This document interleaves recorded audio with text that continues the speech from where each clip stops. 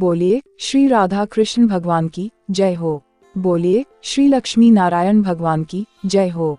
कार्तिक महात्म्य। पहला अध्याय। एक समय नैमिषारण्य में वास करने वाले 88,000 ऋषियों ने सर्वशास्त्रों के ज्ञाता श्री सूत जी से प्रार्थना करते हुए आग्रह किया कि प्रभु, इस घोर कलियुग से रक्षा का कोई सरल और सुगम उपाय बताएं। तब सूत जी बोले कि हे श्रेष्ठ ऋषियों, इस प्रश्न को सबसे पहले श्री नारद जी ने जगत पिता श्री ब्रह्मा जी से पूछा था। नारद जी ने कहा था कि हे पितामह, कृपा करके कलियुग से रक्षा और इस घोर कलियुग में प्राणी मात्र कम किए का अधिक फल पा सके, ऐसा कोई उपाय बताएं। कलियुग में कौन सा देव सर्वफलदायी है, कौन सा तीर्थ सबसे अधिक पुण्यदायी और कौन सा माह श्रेष्ठ है। कृपा करके विस्तार से यह सब बताएं जिससे लोगों का हित हो। हे वत्स, लोकहित में किया गया तुम्हारा यह प्रश्न बड़ा ही उपयोगी है। श्री ब्रह्मा जी ने कहा, मैं विस्तार से इसका उत्तर दूंगा। ब्रह्मा जी ने कहा, हे पुत्र, देवों में कौन बड़ा है और कौन छोटा कहना कठिन है। इसी प्रकार तीर्थों में भी हर एक तीर्थ का अपना अलग महत्व है और वर्ष के 12 माह सृष्टिकर्ता की रचना होने से इनमें छोटा बड़ा अथवा शुभ अशुभ सोचना भी ठीक नहीं। फिर भी हे मुनिश्रेष्ठ, उस परम पिता परमात्मा के विष्णु स्वरूप को साधकों ने श्रेष्ठ माना है। इसी प्रकार तीर्थों में भी बद्रीनाथ धाम और मासों में कार्तिक मास को उत्तम माना है। हे पुत्र, वही देव, वही माह और वही तीर्थ उत्तम है जिसके सहारे हम परमपिता का स्मरण करें। इसी प्रकार जगदीश्वर की सेवा करने का अवसर मिलना ही महत्वपूर्ण है। यह सुनकर नारद जी ने पूछा, हे पितामह, जो भक्त किसी समय विशेष में व्रत, दान, कथा कीर्तन अथवा शास्त्रों का पठन पाठन करना चाहे तो इसके लिए शुभ माह कौन सा है? किस समय में किए गए ये कार्य शीघ्र एवं शुभ फलदायी होते हैं? वत्स, श्री ब्रह्मा जी ने भगवान श्री कृष्ण का स्मरण कर कहा, मैं तुम्हें भगवान श्री विष्णु को सर्वाधिक प्रिय कार्तिक माह का महात्म्य सुनाता हूँ। इस मास भगवान विष्णु की प्रसन्नता के लिए जो व्रत अथवा पुण्य कर्म किए जाते हैं उनका कभी नाश नहीं होता। इस माह में जो मनुष्य भगवान की पूजा अर्चना विधि विधान से करते हैं और पूर्ण श्रद्धा युक्त होकर जप, तप, व्रत, कथा श्रवण और दान पुण्यादि करते हैं, वे परमपद के अधिकारी हो जाते हैं। हे नारद, सभी देहों में मानव देह पाना बड़े सौभाग्य की बात है।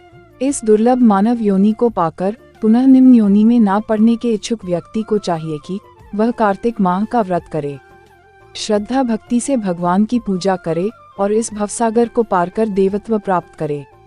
श्री ब्रह्मा जी पुनः बोले, हे भक्त शिरोमणि, कार्तिक जैसा माह, गंगा जैसा तीर्थ, सतयुग जैसा युग और वेदों जैसा शास्त्र दूसरा कोई नहीं। इसी प्रकार अन्न दान जैसा दूसरा कोई दान नहीं है। न्याय एवं परिश्रम से कमाए धन को दान करने के लिए कार्तिक मास ही सबसे उत्तम है, इस जैसा दूसरा कोई माह नहीं है। हे नारद, इस मास में पराया अन्न न खाना चाहिए, ऐसा करने वाला अतिकृच्छ व्रत का फल पाता है। हे मुनिश्रेष्ठ, जो मनुष्य पापों से मुक्ति की चाह रखता हो उसे इस माह में भगवान वासुदेव का स्मरण करना चाहिए, शिवालयों में जाकर भजन कीर्तन एवं शास्त्रों का श्रवण करना चाहिए।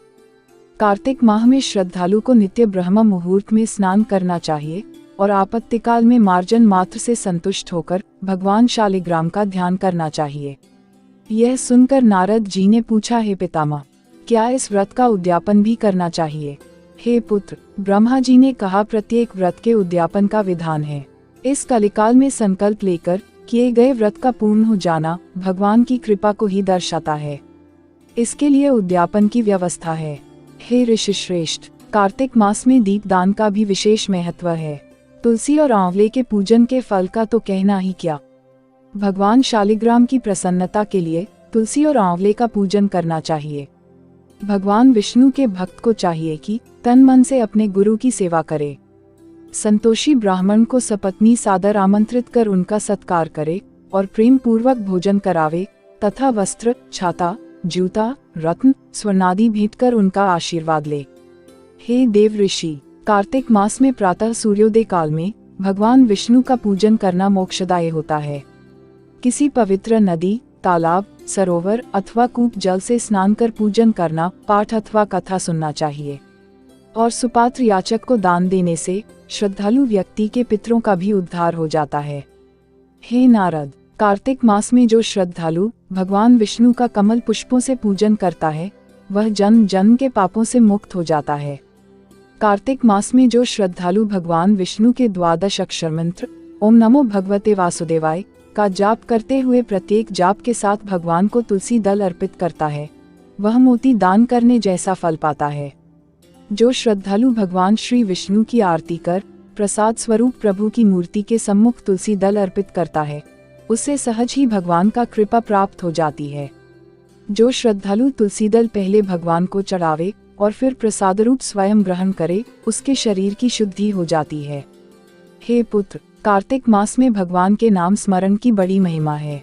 कार्तिक मास में सर्व पाप हारिणी श्रीमद् भगवद गीता का पाठ पढ़ना सुनना चाहिए। स्कंद पुराण के अनुसार कार्तिक मास में गीता का पाठ करने वाले के पुण्य अनंत होते हैं। श्री ब्रह्मा जी ने कहा, हे देवऋषि, कार्तिक मास में व्रत करने का इच्छुक व्यक्ति ब्रह्म मुहूर्त में उठे और नित्य कर्मों से निवृत्त होकर किसी नदी, सरोवर या कुएं आदि पर जाकर स्नान करे। यदि ऐसा संभव न हो तो घर पर ही शुद्ध जल से स्नान करके व्रत का संकल्प उठाए। हे नारद, पूजा अर्चना में संकल्प का बड़ा महत्व है। यह श्रद्धालु व्यक्ति की निष्ठा को बलवान बनाता है। यदि कोई श्रद्धालु स्वयं संकल्प न उठा सके तो पुरोहित की सहायता ले लेनी चाहिए। इसके बाद श्री राधा जी के साथ श्री कृष्ण भगवान की मूर्ति सामने रखकर श्रद्धा भक्ति से उनका पूजन करना चाहिए।